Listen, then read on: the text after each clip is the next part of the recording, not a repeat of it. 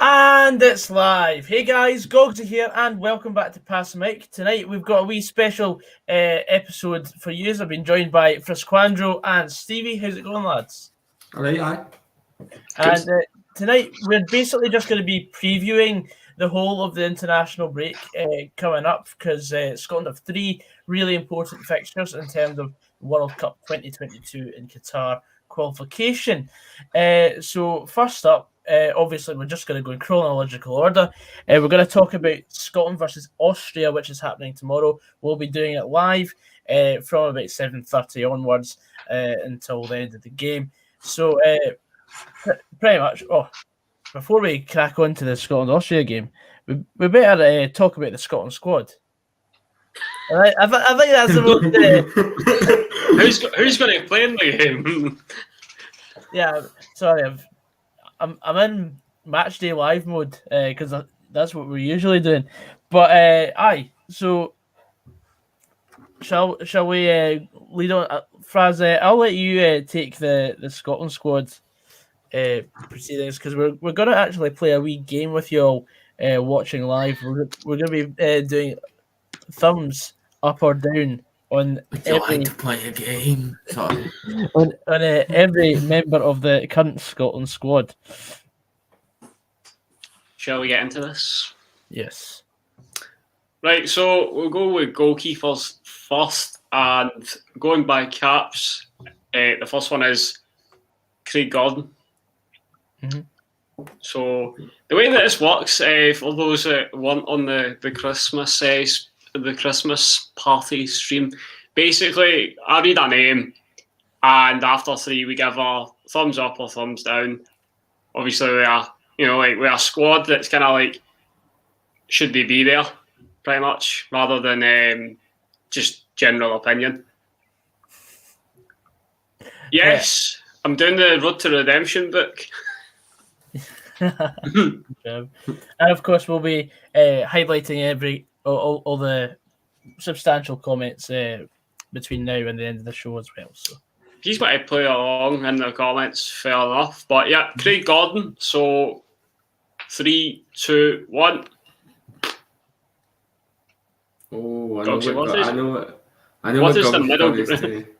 I know what you've got to say. I mean, I really should be having my thumbs up, because there's not many Scottish goalkeepers that are actually doing that all right at the moment. But I'm a bit meh because of the cross ball situation against England, as Stevie mentioned before we came on here. Yeah, well, I know what you're saying, and I know that I did mention that before we came on. But you're talking about Craig Gordon as part of the squad, I think, for his experience, the amount of campaigns that he's been involved in.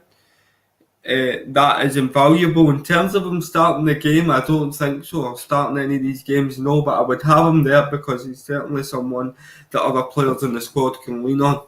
So I'd have him in the squad. He'll also be counting his blushes for not actually playing last night at Brora.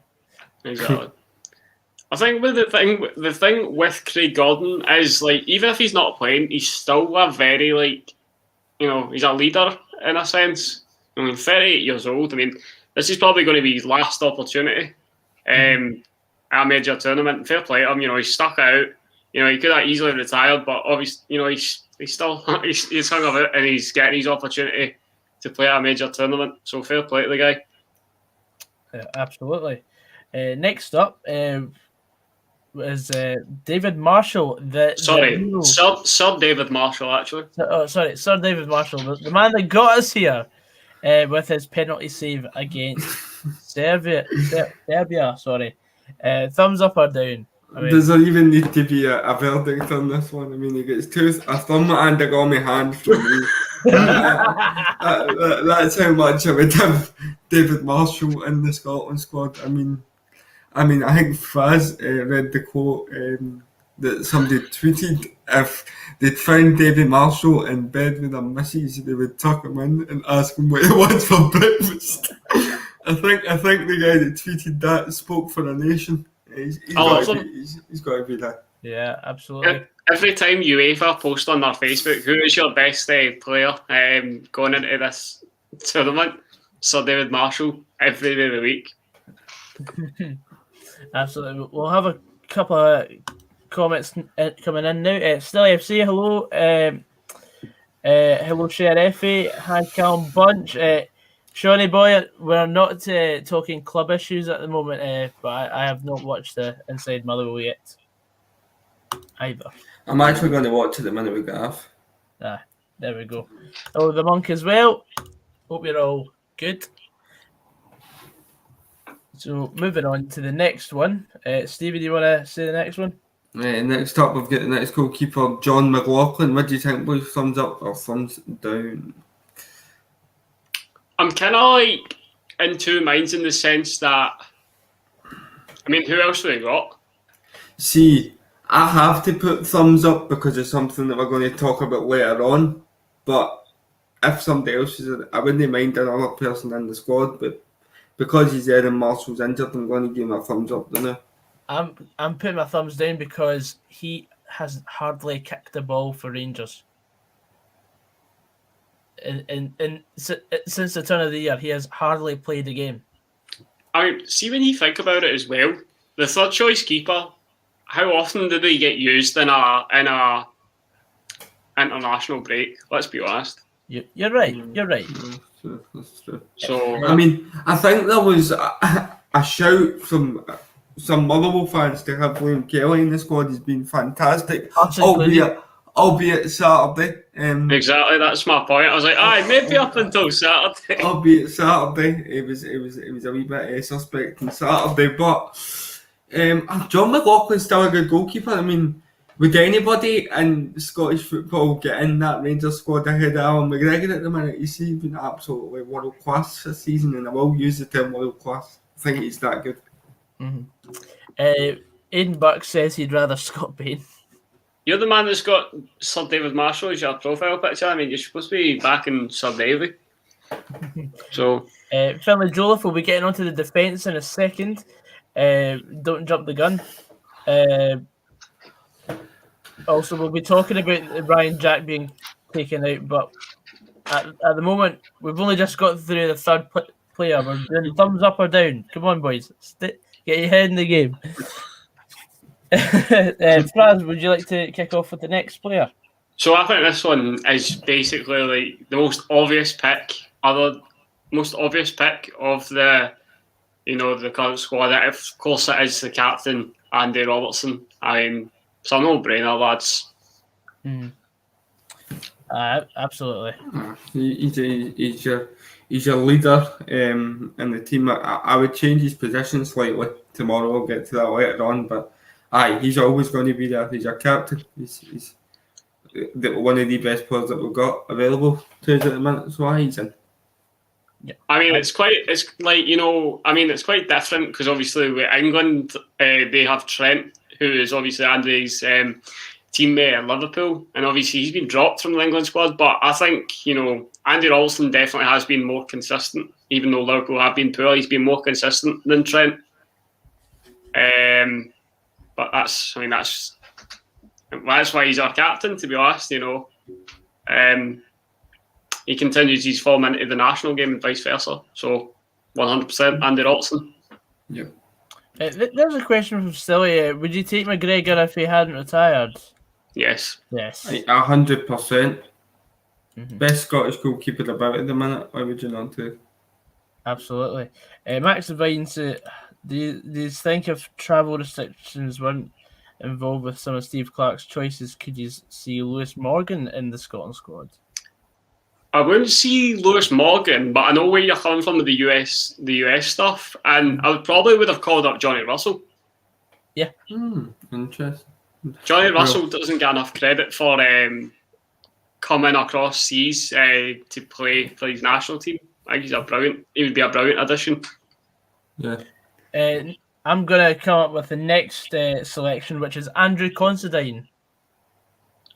Well, that's not the order I am doing it in, but I'll give you a thumbs down. I'm just going off the. I'm going off the picture that I've got in front of me. Aye, that's why I'm doing it. Are you doing it by position, Fraz, like left backs? No, I'm doing it by. I've got it in the Wikipedia format, which is caps. So Constantine's second from bottom. But aye, thumbs down for Yeah. Andy Considine. I think he's just there for the novelty. I don't see where he fits in. Particularly when you think about his age, right? You think about Aberdeen's current form. You could have another centre back in there for me, but I know that he's just as mistake prone sometimes, but he's young. What about Ryan Porteous for him? Somebody like that. Do you know what I mean? Get him in there instead. I'd rather have him than Andrew Considine, because if Porteous is going to be one for the future, then I don't see why we wouldn't include him just for the experience. Even Stephen Welsh has been playing for Celtic. I'm just looking there. I mean, during this international break, I think Considine turns 34. So, I mean, he'll be like by far one of our oldest defender, and I just don't see where he fits in. You know, we do have a lot of depth at centre back with this current squad, and as you said, he's just there on novelty, to be honest. We don't really have any like top end level centre backs. If you're talking in the quality of the Premier League. Yeah, I mean, I think the only Scottish centre back that's playing in the Premier League is probably Liam Cooper, who I still think deserves a call up. But it's getting to that point when, like, Liam Cooper, you know, when we initially talked about him, he was like 25. Now he's getting on a bit. He's like 29 now. So he's if he was injured gone, at the minute as well, I think. So I think that's why he wasn't selected. Sheriff12 says down for the player, up for the boogie. Definitely. Yeah, absolutely. Callum Fraser says, "Why is up to what?" Don't know what you're talking about. All right, Liam Cooper is injured. Thank you, Max. Thank you. Yeah, but I suppose that was the only reason I would explain it. Anyway, Stevie, what do you think? Next up with the photograph, I've got the Motherwell man, Big Deck, Declan Gallagher. Mm-hmm. Thumbs up every day of the week. Got to be one of the best performers over the last 3 international breaks. Has to be said. Yeah, I think he's just, he's a strong player. He's just a physically strong player, and I think Scotland have lacked that, especially at the back in recent campaigns. So definitely good to have that sort of player. It's also good to see a player, like from Motherwell, becoming more of a regular in the national team. Especially from the smaller clubs' point of view. Yeah, indeed. I think as well for me, Flad, I think that the games, particularly the game against Serbia and Israel, he's done really well any time he's come in. And it's all right having ball playing centre halves like Jack Henry in the team. I think you need that no nonsense side as well, and that's what Big Deck brings. So, he's definitely one of the first names in the squad for me at the minute. Anyway, I think if Andy Robertson wasn't our captain, like Declan Gallagher would definitely be. I know he's only got 7 caps coming out of this international break, but he definitely, a centre back is your preferred position for a captain. I think he would definitely be a good contender for it. Yep. Yeah, absolutely. For Squandro, you're next. So, I mean, going by my picture, it is Grant Hanley who is coming back into the international fold after a couple of years out. And I'm going to start you off and say that's a thumbs up. Going by his club form, Norwich. Mm-hmm. Norwich are, they're like the league leaders in the championship. So, and he's obviously a key part of that. So definitely. Mm-hmm. I'm going to go a bit. It's an unsure yes, because of course with Grant Hanley being so far out of the fold recently, but with Norwich's run of form at the moment, he's got every right. He played several games on the bounce, and if you've got the ability to still play that at the age that he's at, playing for so long, then yeah, absolutely. Think that it's an all right selection. I think he'll be a backup, and he might be played against the likes of the Faroe Islands. but I think we should go with our strongest 11 for the first 2 games. At least. I think he definitely deserves a place because of the form that he's been in at Norwich. He knows the national setup. He's been there. He's done it before, and hopefully the fact that he's in a good vein of form, they can carry that on to the international scene. He's not somebody that filled me with confidence necessarily when he was in the team. I believe under Strachan or that, it was somebody that I kind of looked at as a weak link, but we touched on it before now, the fact that we're playing a back 5, maybe he'd benefit from that, having 2 pacier players either side of him. So I thumbs up for me on Grant Hanley. Mm-hmm. The next one is Jack Hendry, who's currently at KV Ostend. I'm gonna do a thumbs up because of his form this season. Ostend are in the top 3 of the Belgian Pro League, which is quite a good achievement for them, considering they're sort of historically maybe a middle table club, and they're really pushing towards the top 3 there. So yeah, it's a thumbs up for me.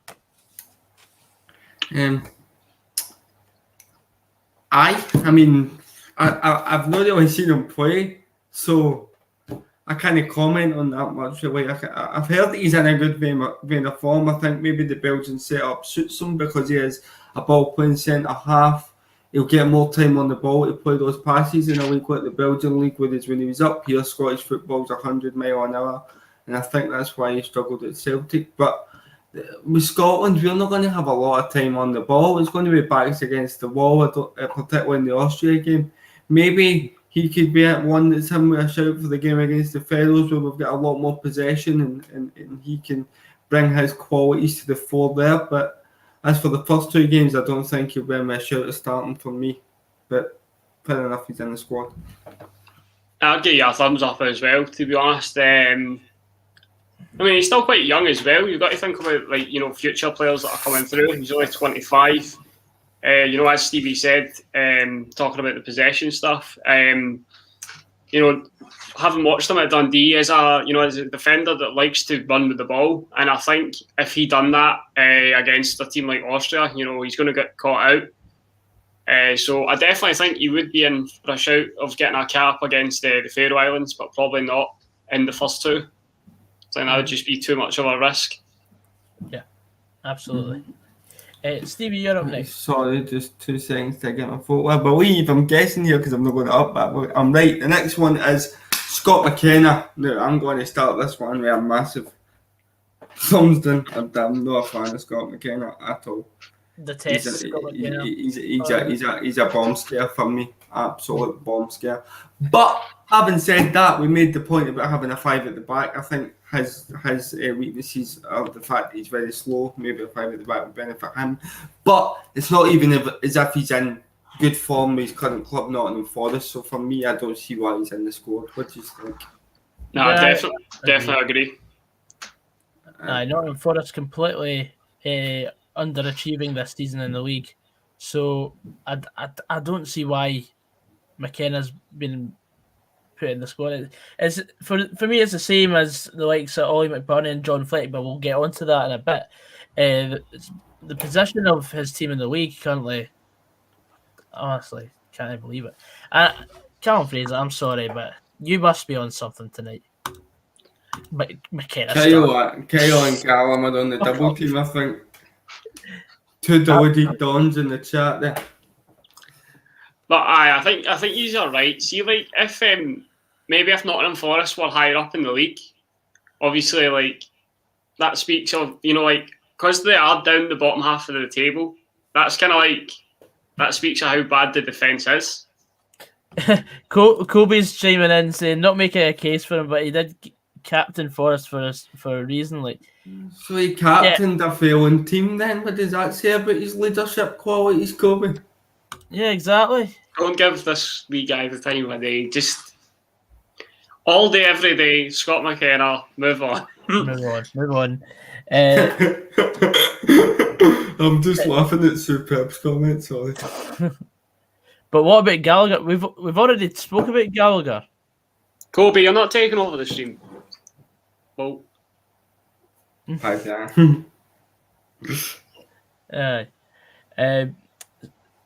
Speaking of Gallagher, we've got his teammate next, and I've forgotten the order in which we're doing it. Sorry, Gogsy, can I just say, before we move on, just for the people in the comments, I'd love nothing more than Scott McKenna to come out and prove me wrong, by the way, and have 3 outstanding performances in the Scotland jersey. I've just not seen it. I've just not seen any evidence of it, and that's what I go off. There's no bias there. But anyway, I'll allow you to move on. Sorry, mate. Anyway, next up is Stephen O'Donnell. Now, I'm not going to be having any Motherwell bias at all.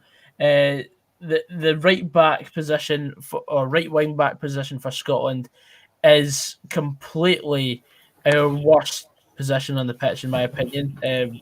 We don't have that great a depth, and to be honest, it's the most 2 mediocre options that you could ever go for. I'm sorry to say it, but for me, it's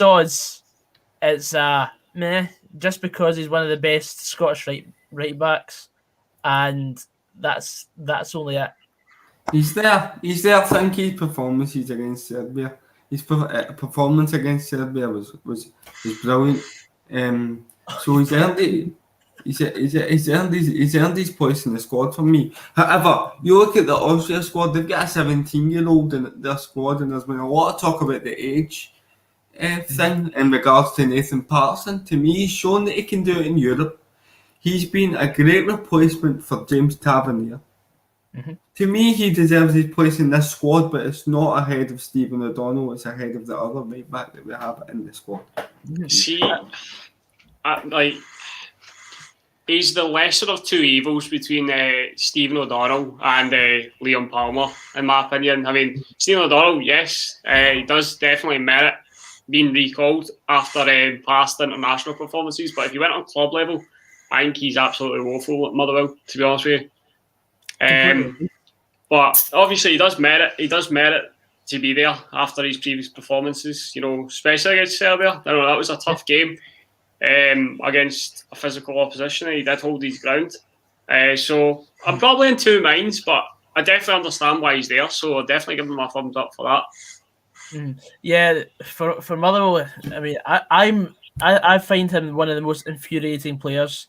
Like, when he signed for us, I was like, yes, jumping for joy, because we really needed a right back. Yeah. And like, he's made so many mistakes this season.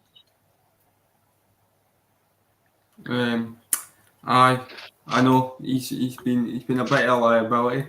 I don't remember laughing. I do not remember laughing. I mean, I still think it's too early for Nathan Patterson to be in the squad. I might have mentioned the age thing. I certainly didn't laugh at you. I think he's a great player.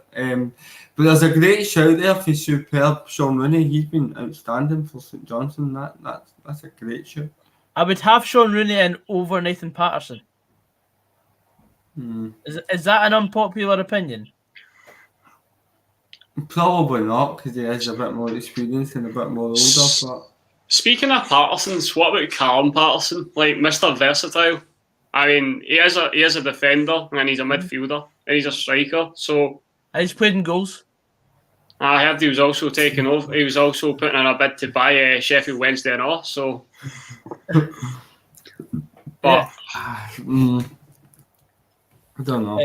Callum Thompson says that Sean Rooney gets in over O'Donnell all day for me. But I think the best player that we could potentially put at right back would be Callum Patterson, and we've not even put him in the squad. I think if you had Callum Patterson would be over Stephen O'Donnell, but Stephen O'Donnell would still be in the squad, and Liam Palmer would drop out. Correct me if I'm wrong though, but that might be our opinion, okay, but was Patterson not in the squad for the Serbia game and he wasn't ahead of Stephen O'Donnell right back? So But then you have to bear in mind that Callum Patterson came on in that Serbia game as an attacking player. Yep. I get you may say you don't rate Callum Patterson, but his form at the moment is quite good. Yeah. He's been playing really well for Sheffield Wednesday down south. So I mean, I don't see why he's not in the squad. Considering some of the other options that are in the squad. Sorry, Gogsy. Not a problem. What I was going to say is you also think if we have like Tierney or Robertson going down the left and we have the full-backs pushing forward, imagine Callum Patterson as a right-back getting in at the back post who already plays up front. Something to think about. Definitely something to think about. Do you know what I mean? It's another Especially if we're needing a goal against the Faroes. Which no in Scotland might very well be possible. We'll comfortably beat Israel and Austria, but the Faroe Islands will struggle. Oh yeah, can't. We'll get to strikers in a bit, but Jordan Rhodes is a decent shout. However, we've got many other options. But next up, we've got, speaking of Sheffield Wednesday players, we have got Liam Palmer. Get in the bin, son. Get in the bin. Mm-hmm. I mean,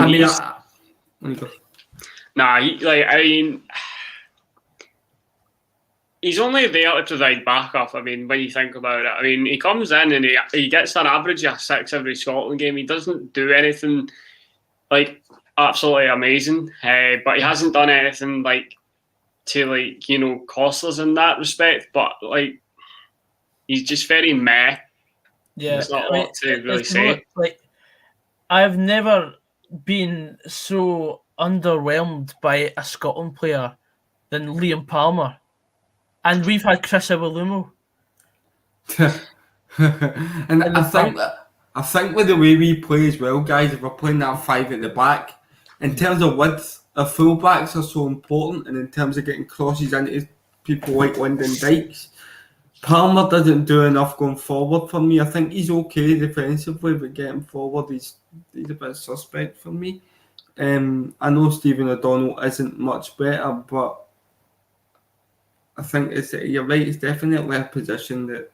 The difference is with O'Donnell though. O'Donnell's actually had some involvement in the goals that we have scored over the last couple of international breaks.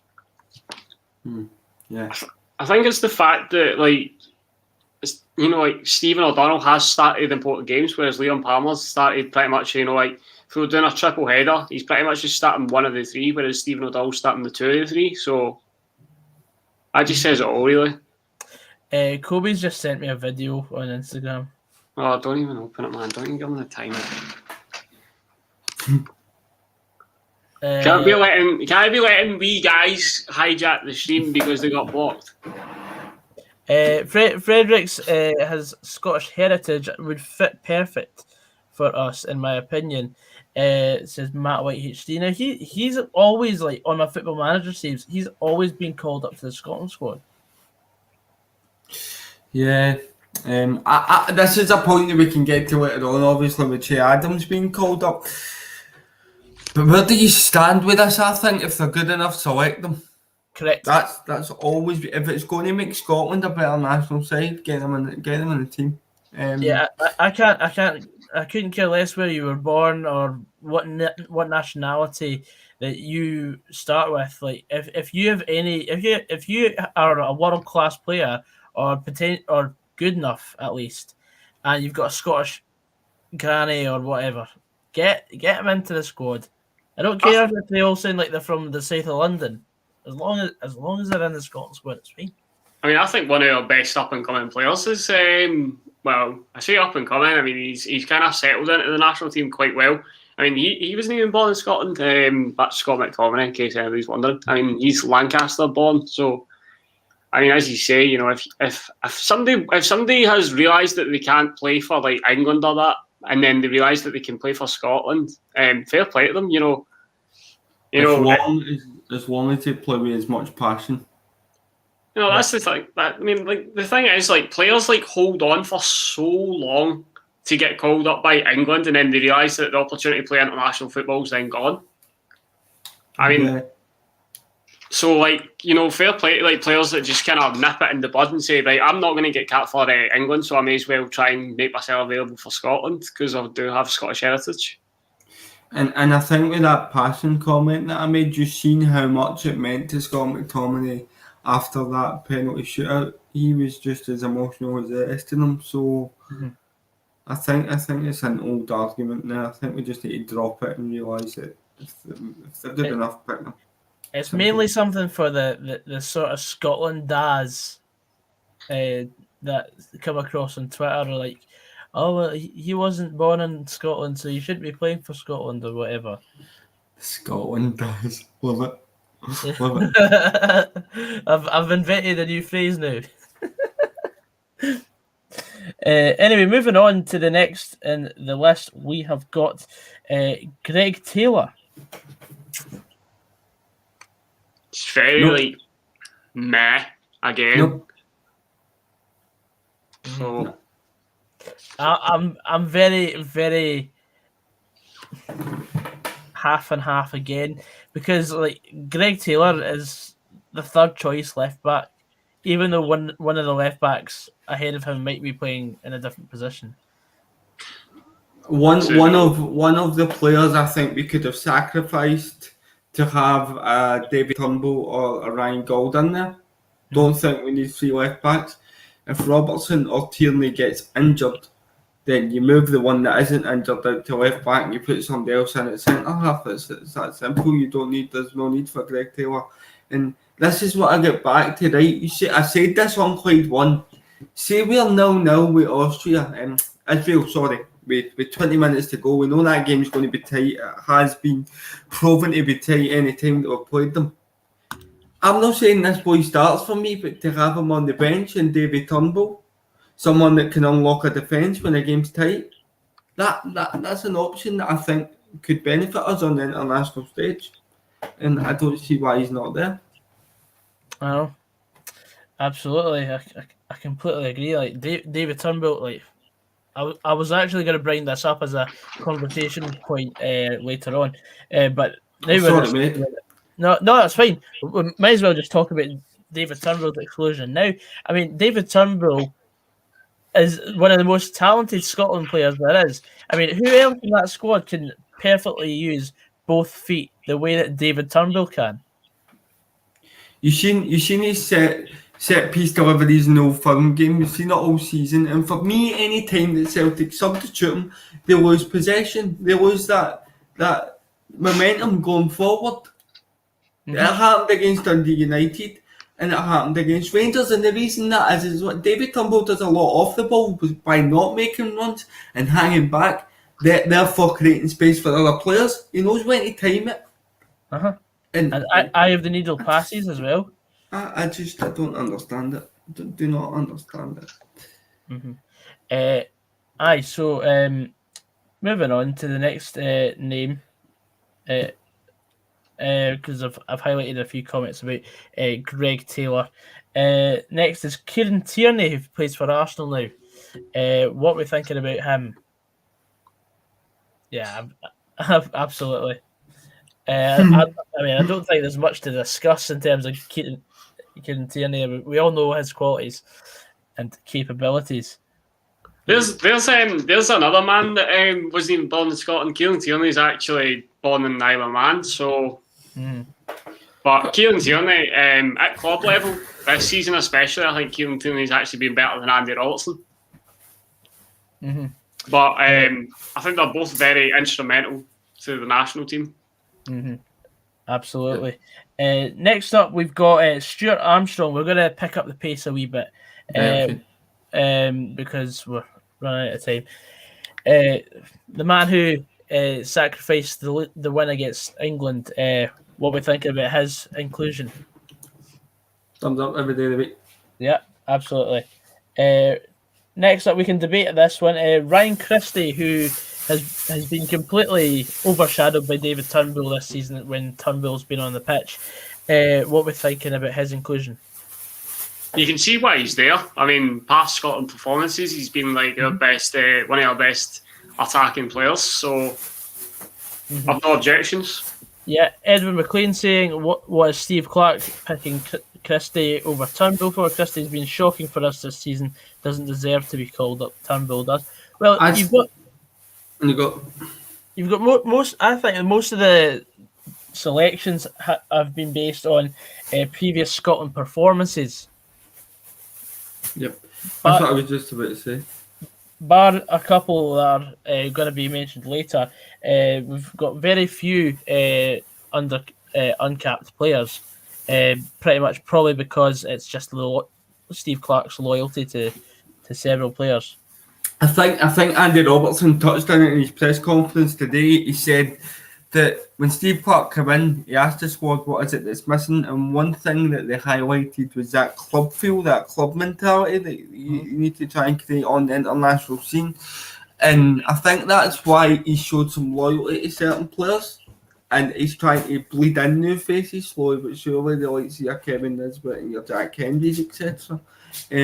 But as for Ryan Christie, he scored against Serbia. Well, not for him, we would not have been in a penalty shootout. We would not be at the Euros just as much as David Marshall. So he's shown that he can turn it on, even though he's had a poor season. So he's somebody that's got to be there, in my opinion.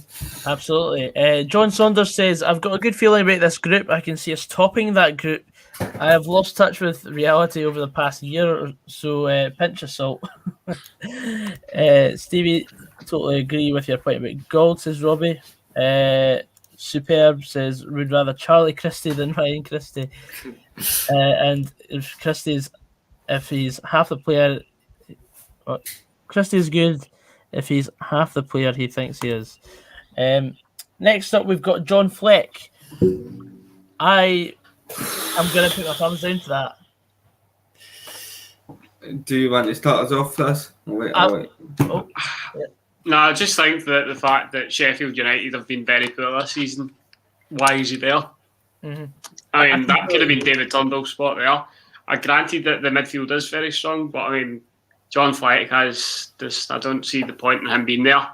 It's probably, I would say he's a weak link. I would just say that the fact that Sheffield United have been so poor, he doesn't really merit being there. Yeah, I'll say this right now. Like, if a team is in the relegation spot in a league at this stage of the season, and that you've got players being called up for international duty, there must be something wrong there. Yeah. I think it's wrong. Like, even I said when Motherwell were bottom of the league going into an international break earlier on in the season, I said I don't see why Gallagher and O'Donnell are there, because like they'd been that poor, but it'd only been like 4 or 5 games of the season being played. It's very hard to, if you're not playing well at club level, to turn up on the international stage and shine, in my opinion. I think your mentality's gone then. Like, yeah. You know, if you're having a bad club season, then like, you know, it's difficult to get motivated for your country. Yeah. Even though you should be motivated to play for your country. Mm-hmm. Absolutely. Edward McLean says, is this the best team we can possibly go with going into the Euros? Let's not just close this off for the Euros right now, because this is just for the World Cup qualifiers. These games are important. I mean, the World Cup is the biggest international competition there is, and as much as it's all right saying yes, we've qualified for the Euros, let's not rest in our laurels. Let's not prove that was a one-off. Let's try and establish ourselves as a nation that's back in tournaments now. I think that needs to be the aim. Mm-hmm. Brian Phillippin saying, probably referring to my point in a team being in relegation spots. What about McGinn last season with Aston Villa? Well, I don't make the rules. It's just my opinion. And, okay, John McGinn is an unbelievable asset to the Scotland squad.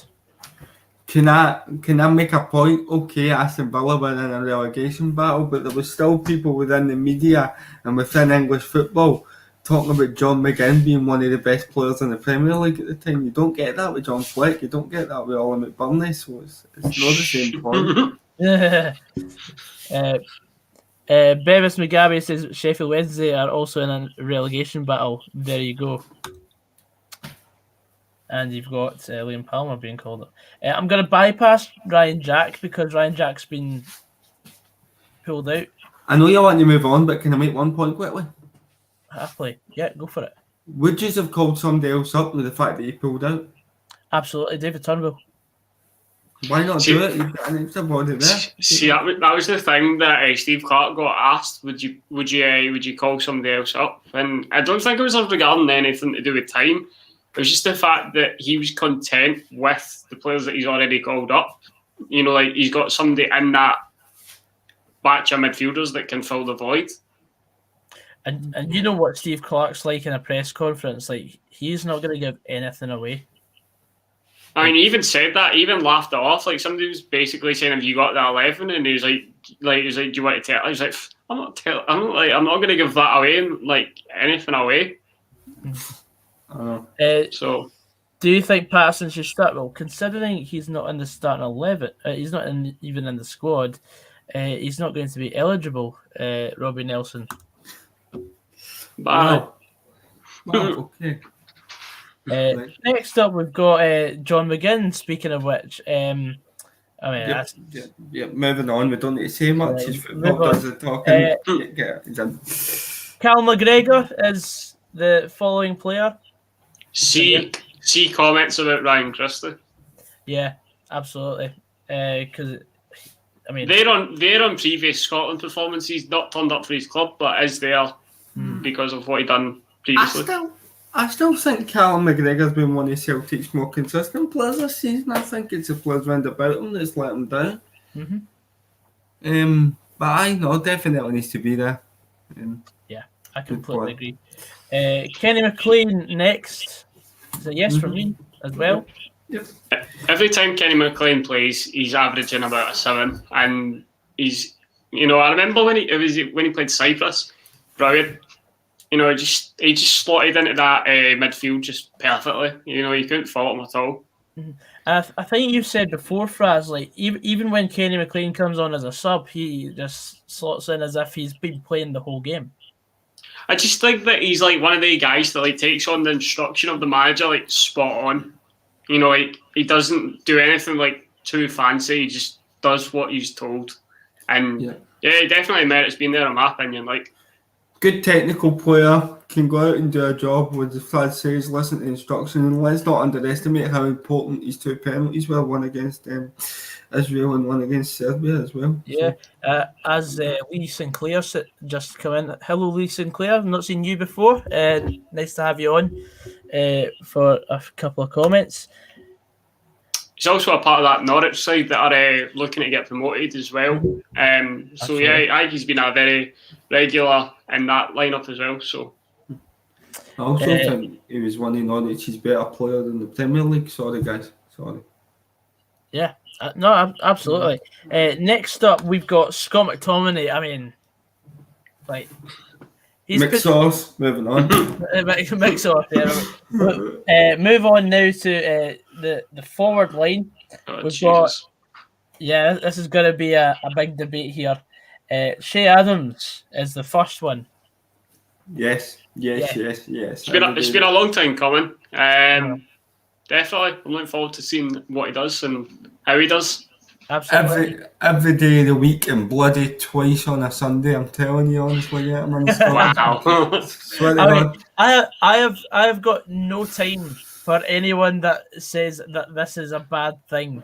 But I love the fact that Shea Adams is in the Scotland squad. Not because of my Football Manager experience working with the man, but no, I just think he's absolutely great player, and we have been crying out for a striker that of Premiership quality. Although we do have Lyndon Dykes, who is going to be coming up very soon, but no, Shea Adams is by far the best. Shea Adams. What's so funny? Instead of Shea Guevara, he's put Shea Adams. That's fucking brilliant. Brilliant. Should just get his face on a Scotland flag now, like the style of the Shea Guevara face, just Shea Adams' face. Brilliant. We need to get that done for the Euros, Sean, right? That's up to you to get that done. But no, this is why I harp back to David Turnbull being in the squad, because David Turnbull can put the ball through a defence, and you think of the timing of Shea Adams runs in behind. That'd be brilliant. But anyway, we've already discussed Turnbull, but Shea Adams, brilliant. Get him in. Looking forward to it. As Robbie Nelson says, who cares about the England thing? We've been needing a striker like that for years. Yeah, think we're catching him at the right time. 24-year-old, not leaving it too late to start. Like when a player comes in, he's like 28, and you're kind of like, you feel like they're on borrowed time a wee bit. But 24, perfect. A lot of years.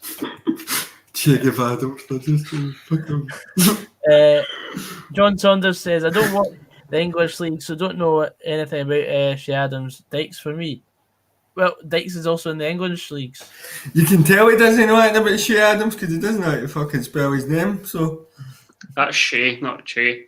I'm kidding. I'm only joking, John. He might be dyslexic. Sorry, John. Ashley Trainer says you'll start with a bang tomorrow. Well, let's hope so. Shebang, oh baby, when she moves.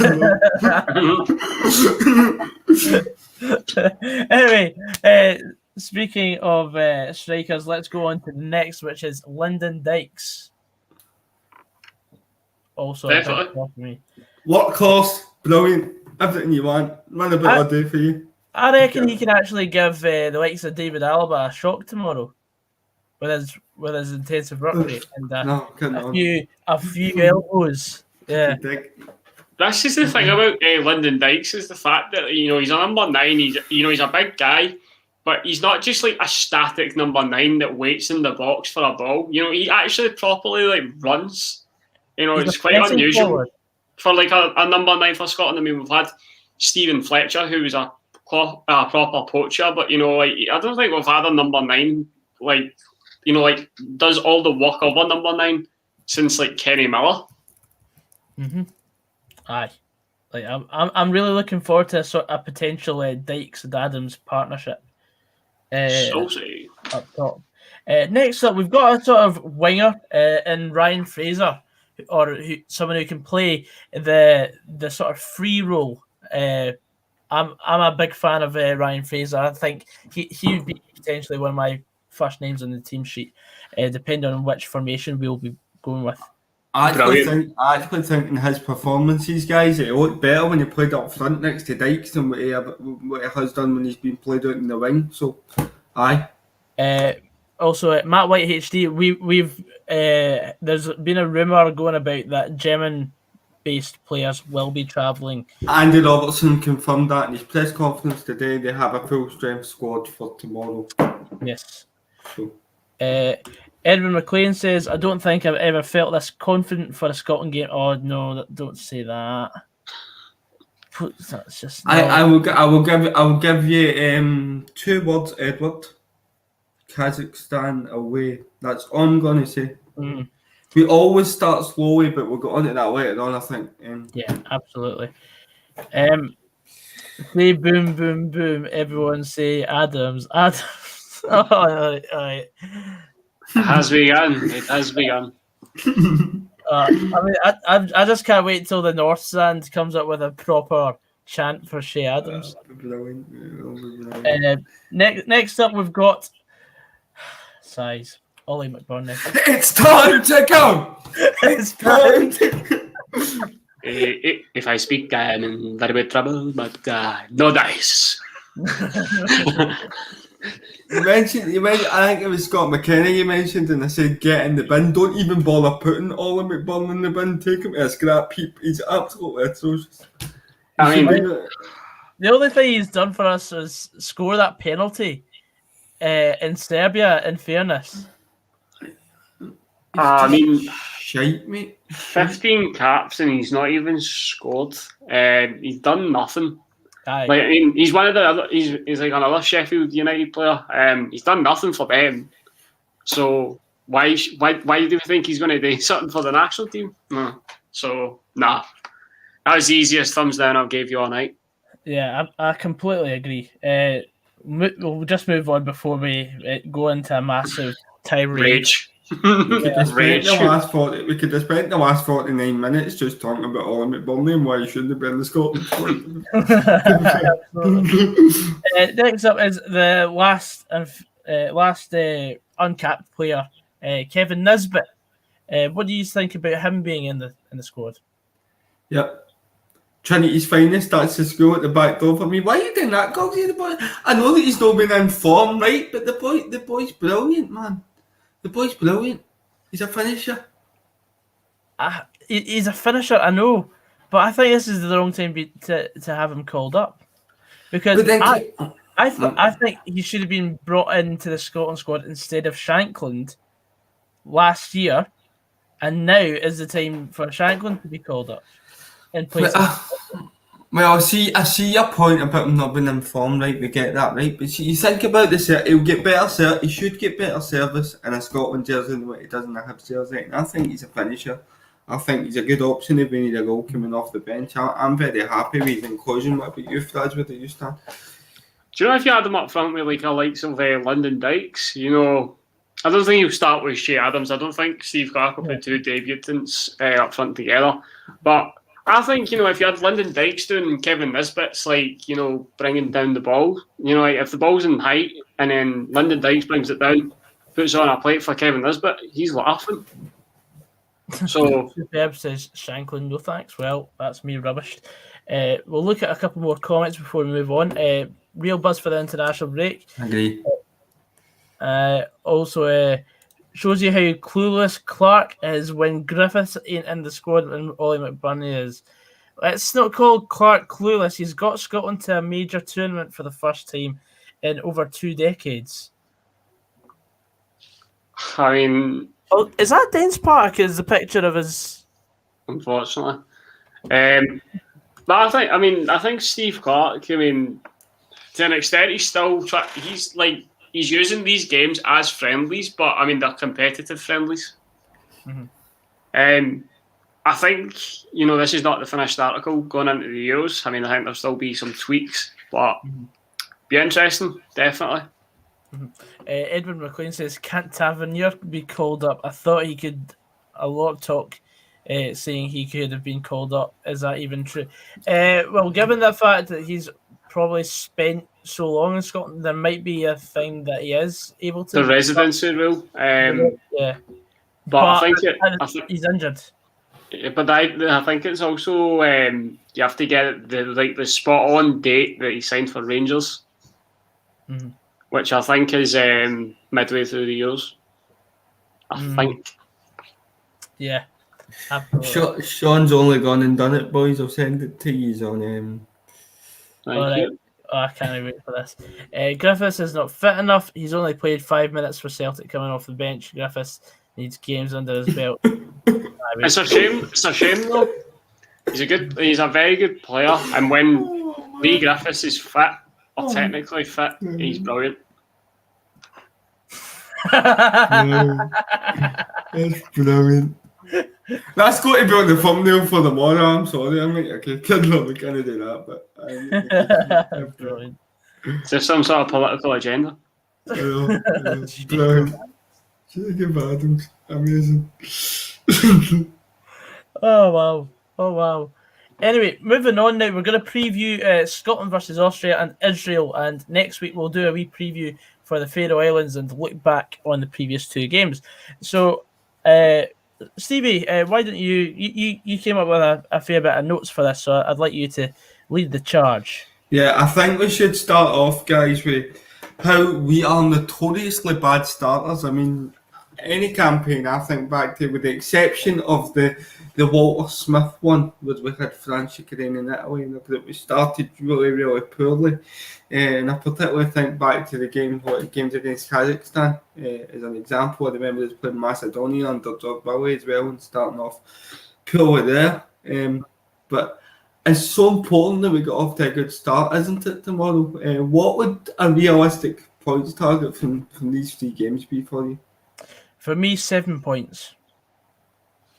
I'd take 7. I'd take the drop points potentially against Israel, to be honest with you. I think Israel have kind of sussed us out, to be honest, the amount of times that we've played them, and it showed in that playoff semi-final. That they came into it and they were the better team in that second half. So I think they've definitely sussed us out.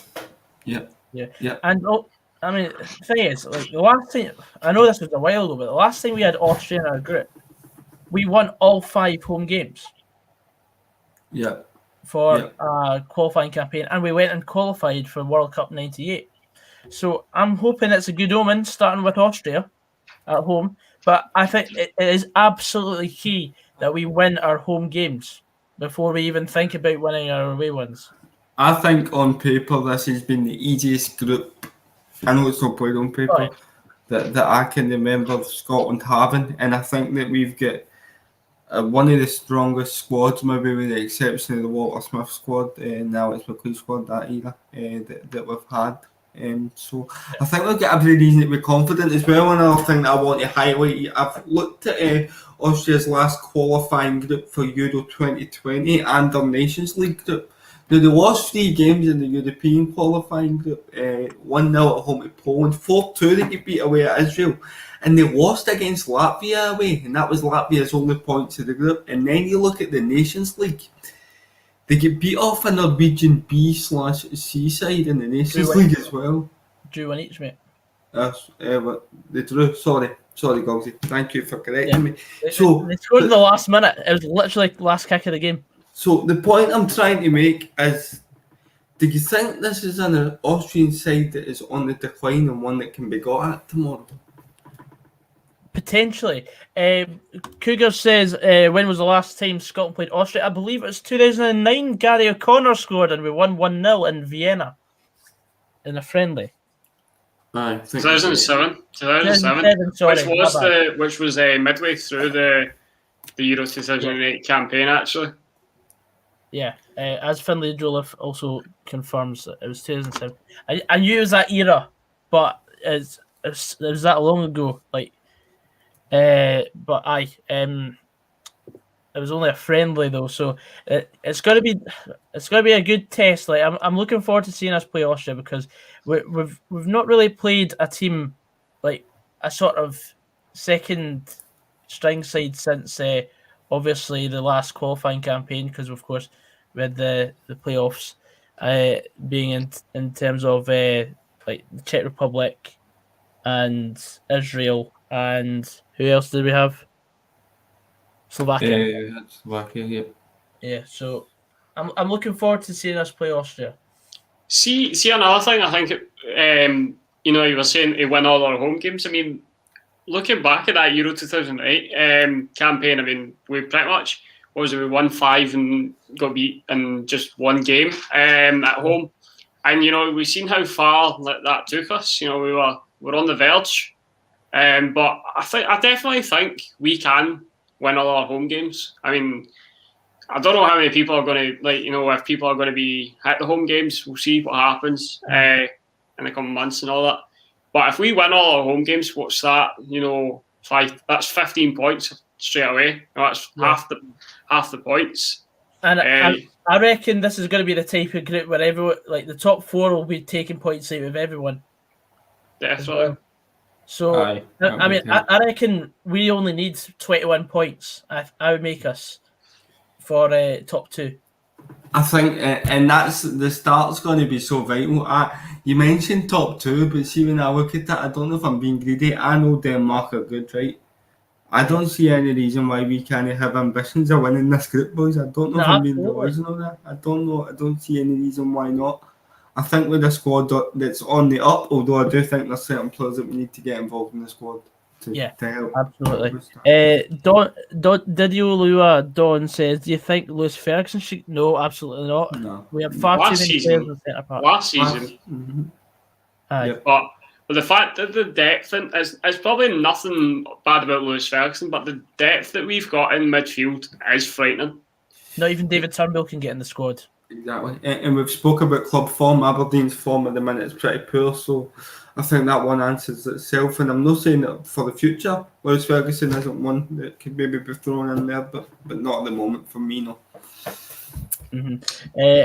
And Denmark not playing, it's something due to political reasons. There was a rumour, but there's been no suggestion so far of Denmark pulling out of our group. So I think any hopes of Denmark not playing is completely out the window.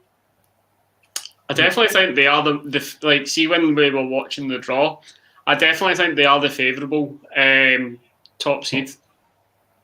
We definitely dodged a bullet of not getting one of the bigger ones, but definitely Denmark will be a good test. no doubt, but I definitely think it's definitely a favourable. Say that I just wanted. I say you say that, and I just want to highlight the Croatia are currently 1-0 down to Slovenia. Also, so for those who are wanting to know what the scores are, Thomas Souček has scored a hat-trick for the Czech Republic. They're now 6-1 up against Estonia. You've got Belgium turning the game round against Wales 2-1 there. 0-0 Cyprus and Slovakia. Finland have just equalised against Bosnia 1 each there. France 1-0 up against Ukraine. Norway have just scored a third goal against Gibraltar. And Haaland hasn't even scored yet. Latvia 1, Montenegro 1, Malta 1, Russia 2, Portugal 1, Azerbaijan 0, Serbia 1, Ireland 1, and of course, as Stevie said, 1-0 Slovenia against Croatia, which is surprising. I'm white now for the Czech Republic game at Euros. I mean, they're definitely a side on the up as well, but that's another story for another time. Mm-hmm. Absolutely. Denmark are favourites, but we could beat them at home and try to get a point away. I completely agree. Yeah, absolutely. So, shall we move on to our predictions for or predicted lineup for Scotland against Austria? Yep, go for it. Fraz, would you like to kickstart things? I mean, I haven't prepared, so I'm just going to wing it. I'm toying between thinking that David Marshall's going to be fit, but we'll run with it. So I'm going to go David Marshall in goal. Mm-hmm. Because of the way that I think we need to be more compact against a team like Austria. I'm going to go for a back five, which could also be a makeshift back three. So this is in no order. I'm just going by what's on the Wikipedia. So Andy Robertson will obviously be a part of that. Like Stephen O'Donnell will be, Kieran Tierney, Declan Gallagher, and I think Scott McTominay will also be in that back five. The midfield three, if you like, will be, we'll go with John McGinn, Callum McGregor and Stuart Armstrong, and then the two up front. I think it's going to be sort of Ryan Fraser will kind of be the cam behind either Lyndon Dykes or Che Adams, to be honest with you. Interesting, because I would have gone with Dykes and Adams, but I don't have a problem with anything else and that you've just mentioned. Stevie, do you have anything else to add? Well, I've put John McLaughlin in goals, but if he's fit, I would start David Marshall. That goes without saying. I've also got a 5-3-2. It's kind of the same team as Fraz, but I've got them different positionally. One different positionally, and different up front as well. So I've got O'Donnell at right back, right centre back McTominay, in the middle Gallagher, left centre back Andy Robertson, and left back Kieran Tierney. Now I just want to touch on that. I think Kieran Tierney's a much better player going forward. That's why I want him playing on at left back, and then Andy Robertson doing that left centre back role that we've seen Kieran Tierney do. And then in the middle I have Callum McGregor, John McGinn and Stuart Armstrong, and then the front two of Lyndon Dykes and Shaggy Adams. Superb says, I know goalkeepers ain't the problem, but would be worth seeing if... Nope, move on. I can't be arsed with any more Cal the Dragon references, honestly. But the man wouldn't be able to take my shots anyway. What's so funny? I'm more likely to get Liz McGonigal being in rather than Cal the Dragon. Exactly. Shagger goalie.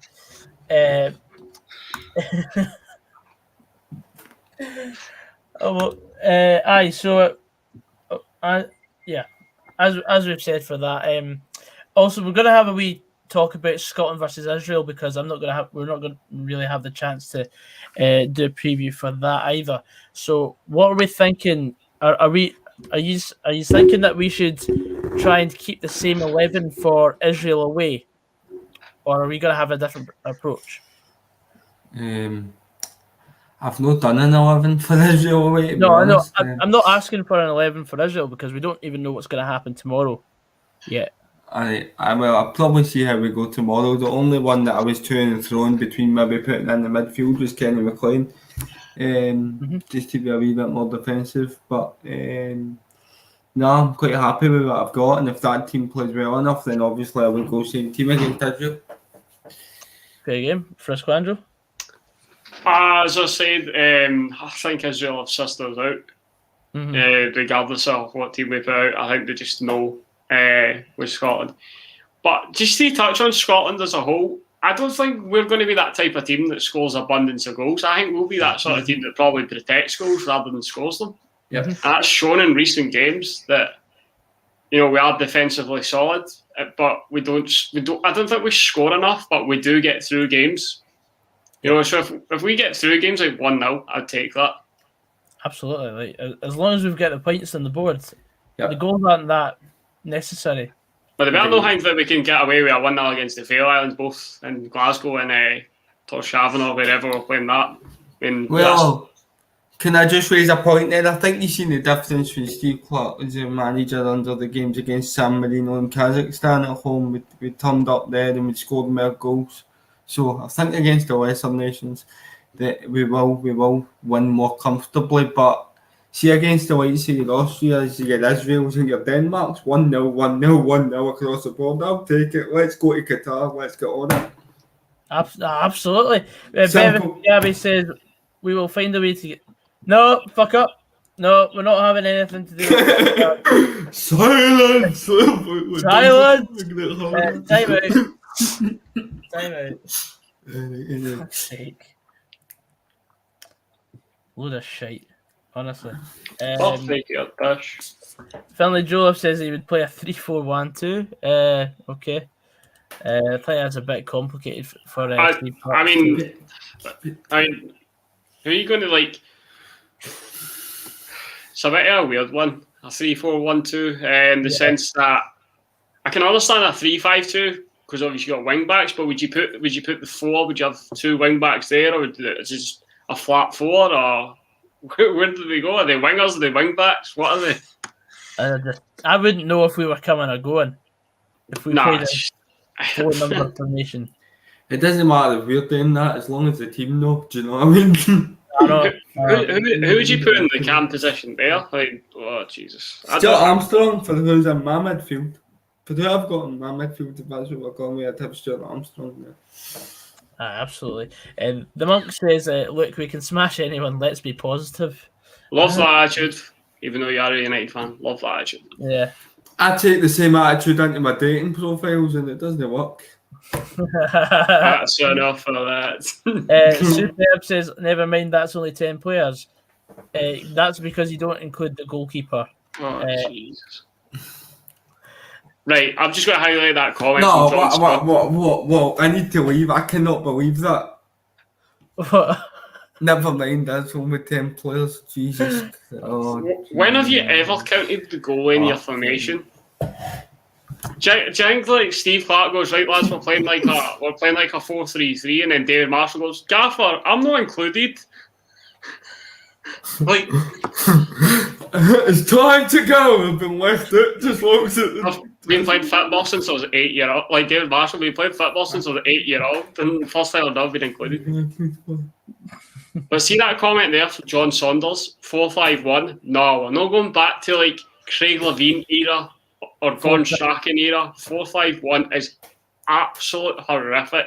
And if we did play a 4-5-1, I'd turn my back on the Scotland national team. Worst formation for a country like Scotland. Yeah. Oh, I cannot wait to quarter to 7 tomorrow. Scotland are playing a 4-5-1 against Austria. Right, Goggs, I'm not coming on, by the way. In my opinion, especially in your home games, you have to start with two up top. I mean, it's a must. It's an absolute must. A 4-5-1's just accepting defeat, but you're kind of... I'm going to raise a point. See, we no fans in stadiums. Play the same formation every game.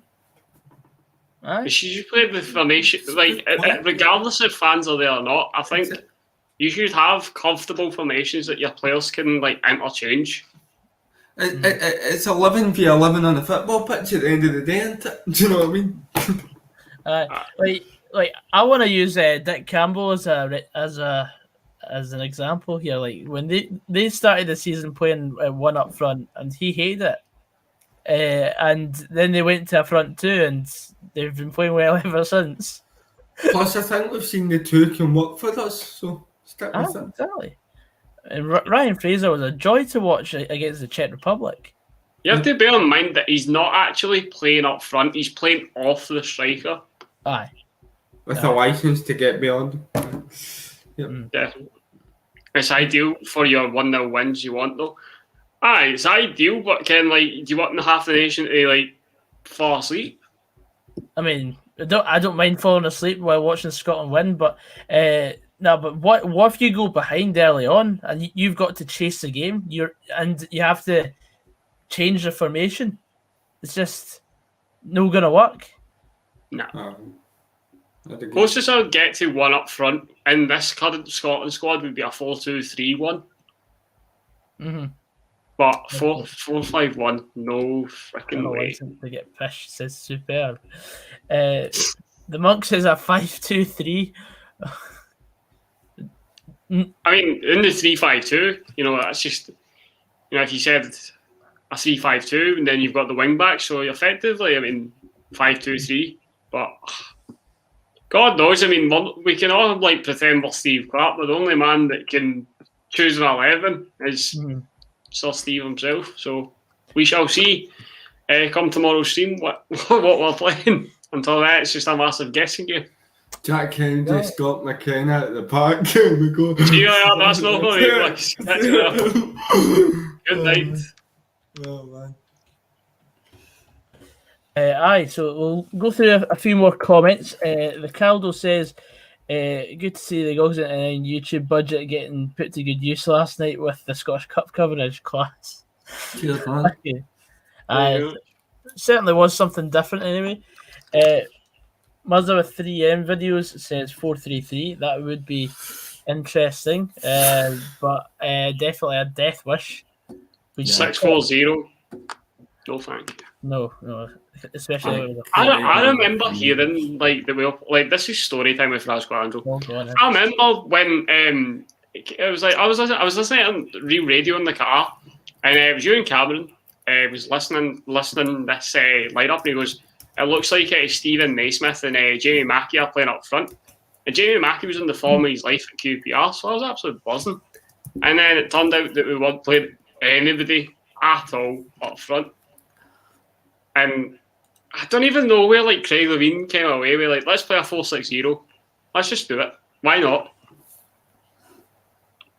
It's just ridiculous. And then the fact that, do you remember we played in Prague, got beat 1-0 with a 4-6-0, and a few days later we played the world and European champions to a 3-2 defeat, and it was potentially one of the best Scotland games I've been to, performance-wise. Craig Levine should have never got another job in management after that for me. Take that budge. That should have been him done. That should have been him finished. It was the most absolute shambles to go with that. Absolutely. But anyway, that is us coming to an end of tonight's preview. Thank you very much to Fraz and Stevie for coming on. No worries. Spending their night with us, and we'll be live tomorrow from 7:30 onwards for the Scotland versus Austria game. Here's hoping that we can start with a positive result for the campaign. And anyway, guys, thank you very much for watching. I've been your host, Goggs99. I better wish you are. See you later, guys. Take care. Drive safe.